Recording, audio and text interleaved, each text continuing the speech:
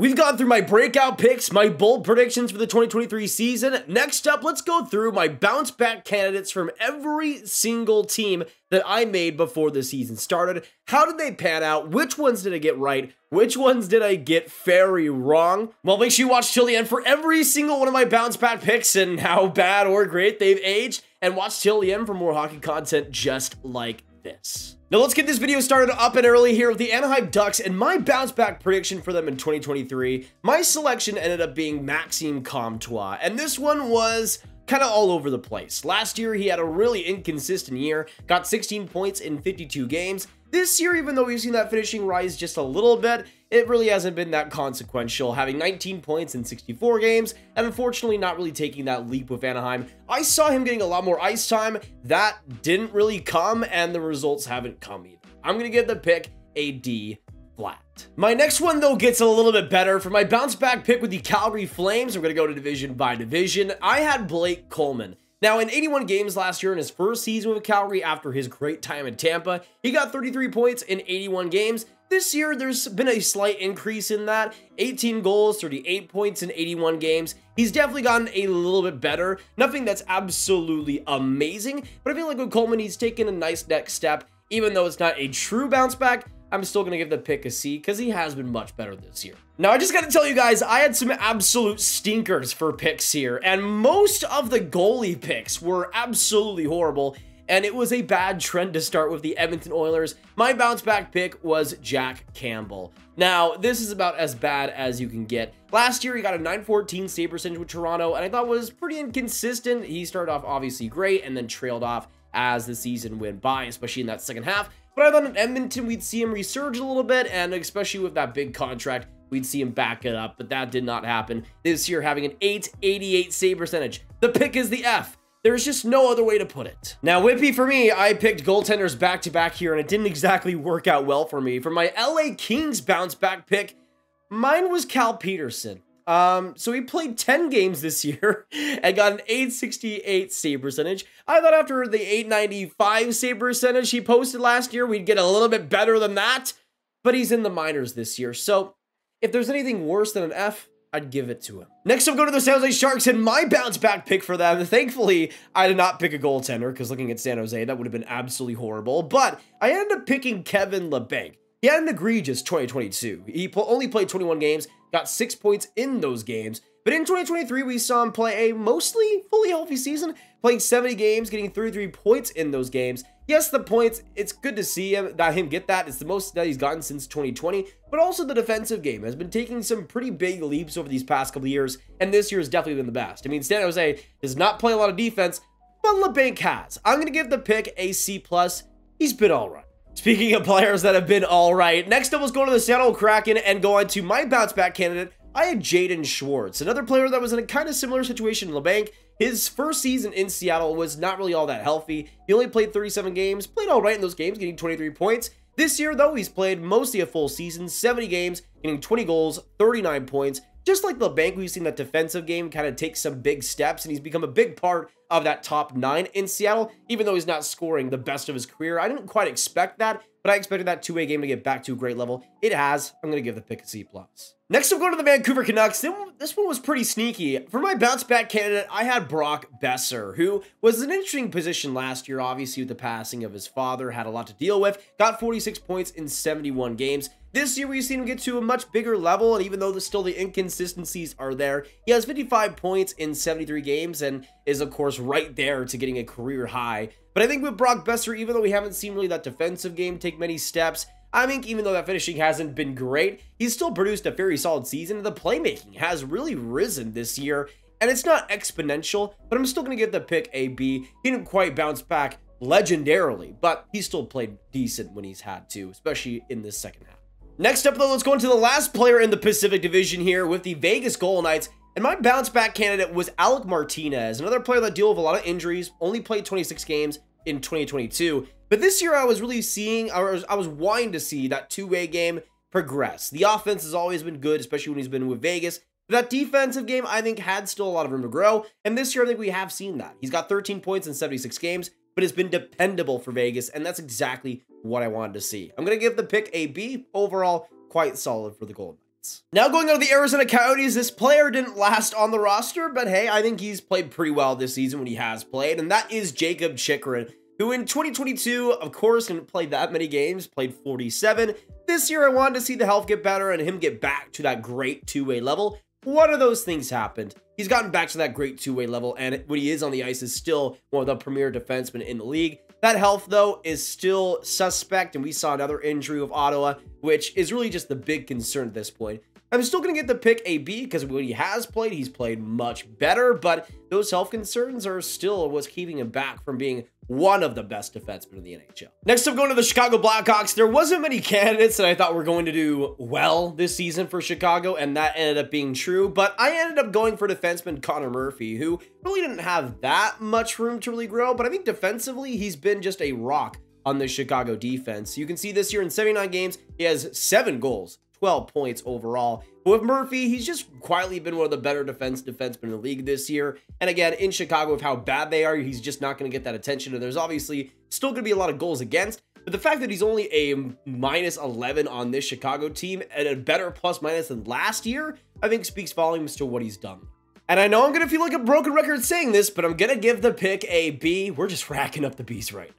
Next up, going to the Colorado Avalanche. This was a pretty risky pick right before the season, but I still ended up going for it. My pick was Samuel Girard on the defense, and the points aren't that crazy different. In 67 games last year, he got 28 points. In 74 games this year, he has 36. It's not a huge difference, but I think Girard has also just played a lot better. He's been a lot more dependable in his own zone. Even though he's still not a defensive dynamo, he's been just getting better at what he's best at. And Timo Girard, even though he's still not amazing, and I still think he's slightly overrated, he's still a player that does bring a lot of good puck moving and skating ability. And when he is confident, when he is using that, he can still be a quality top 4 D. So I'm going to give a B- to the Girard pick. Now going on to the Dallas Stars, my favorite team and my bounce back candidate for the squad. It was just bad. I picked Denis Gurianov. It's a D+ for Gurianov, and it would be worse if he wasn't at least okay for Montreal. There's been still the same sort of pitfalls, but in the entire season, he's gotten 17 points in 64 games after having 31 points in 73 games last year.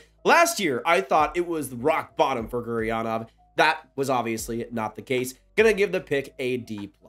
Next up, going to another player that was traded mid-season. For the Minnesota Wild, my bounce back pick ended up being Tyson Jost. Now, he was traded from Minnesota to Buffalo pretty early on. He got 3 points in 12 games for Minnesota, then got traded to Buffalo, where he has 22 points in 59 games this year after only playing in a really smaller role with both Minnesota and Colorado last season in 2022. He got 20 points in 80 games. This year, I think he's been in a much bigger role for Buffalo, and defensively, I think we're seeing him play some of the best hockey of his career. Still nothing miraculous, but I'm going to give the pick a C+ because he has been playing much better. Now, this next one is pretty hard to judge. For the Nashville Predators, my bounce back pick was Kevin Lankinen, who has, when he has played, has been brilliant. In 18 games of Nashville, has a .918 save percentage after having an .891 save percentage in 32 games with Chicago last year.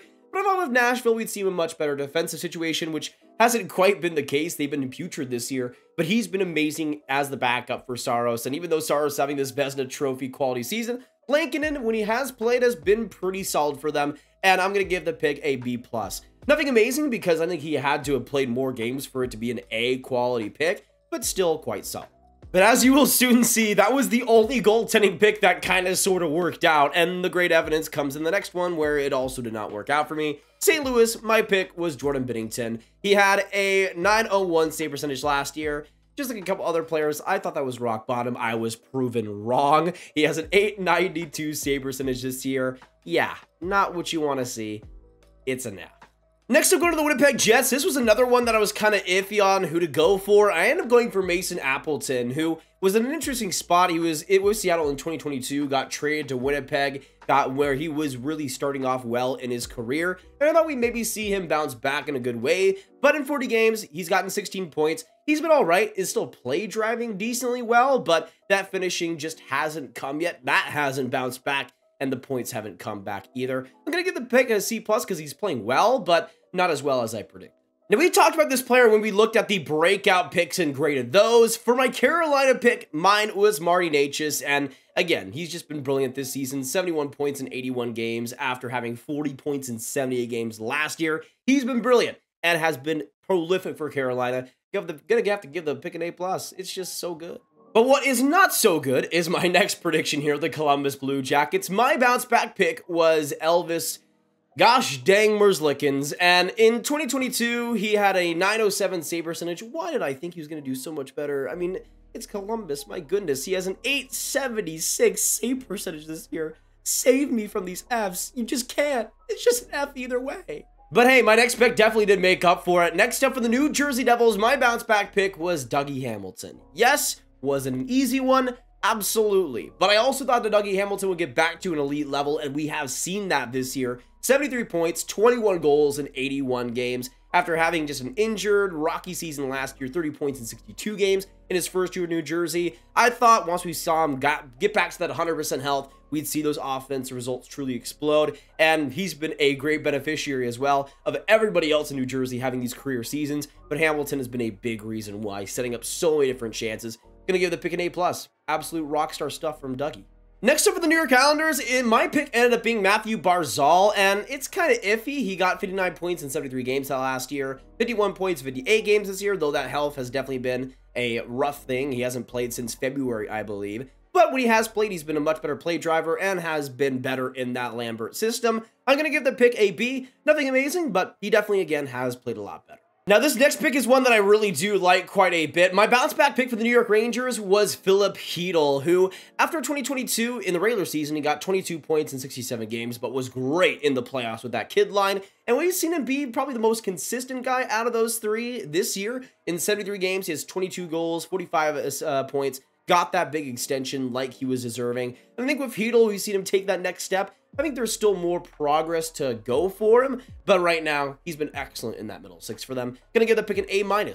Quite solid indeed. Now, this might be actually the worst one on this list. For the Philadelphia Flyers, my bounce back pick was Sean Couturier. Now, I'll bring you into my thought process, okay?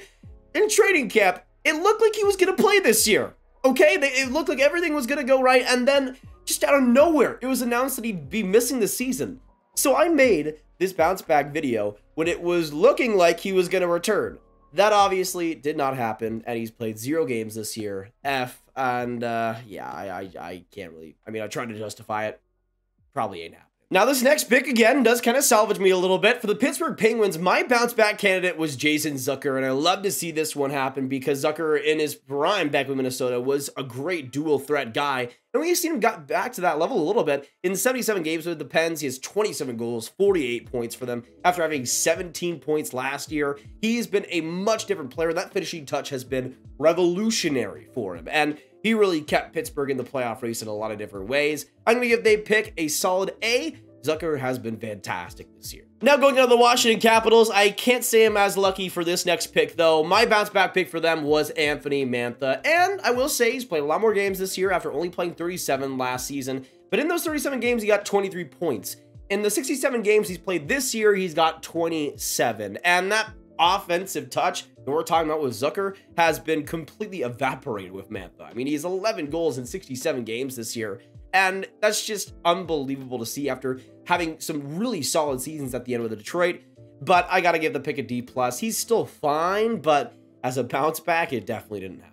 Now going on to the Boston Bruins, who have had pretty much, I mean, if you picked anybody on the team, then you would have been in a pretty good spot. I ended up going for Nick Foligno, and I do like this one quite a bit. He had 13 points in 64 games in his first season with Boston after signing as a free agent. But this year, we've seen him really be a part of that system a lot more. He has 26 points in 60 games, and bringing that two-way game to the table, he's been quite solid for Boston all around.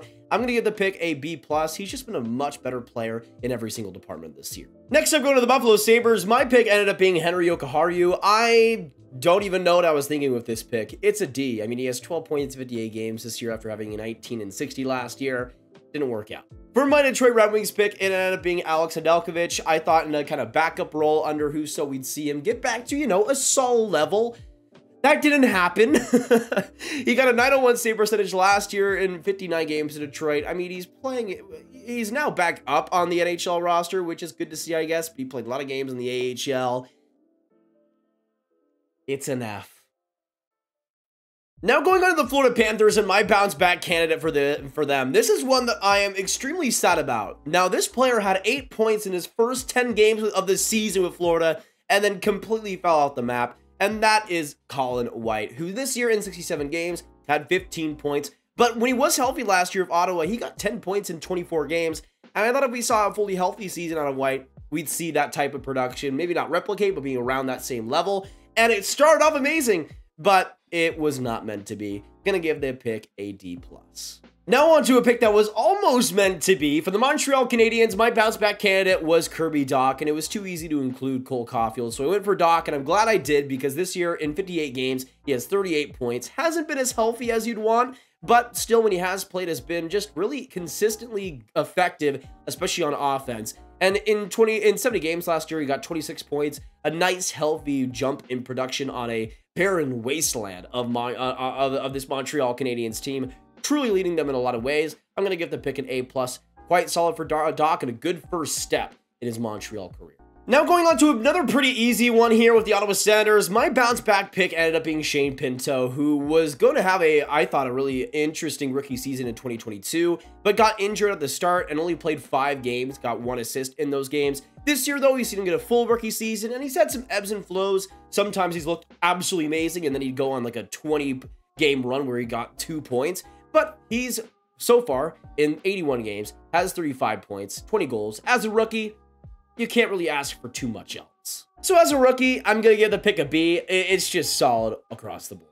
Now, what is not solid across the board is my Tampa pick, and I think this was also my breakout pick for them. It was Cal Foote. He got traded to Nashville. They barely played him. He wasn't good when he played. It just wasn't a good pick, okay? D-.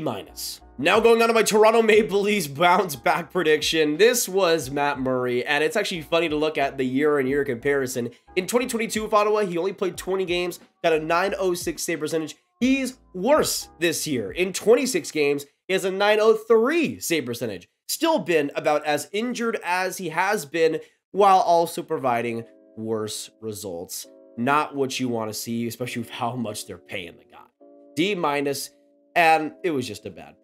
Now, overall, I think I did still do pretty solid, especially when it came to the non-goaltender picks. But let me know in the comments down below. What do you guys think of my bounce back predictions? What do you think went well? What do you think went wrong? And what were your bounce back picks at the beginning of the season? How they turned out? Let us know down below. And of course, hit that subscribe button, hit that like button, hit that notification bell if you haven't already for more hockey content just like this.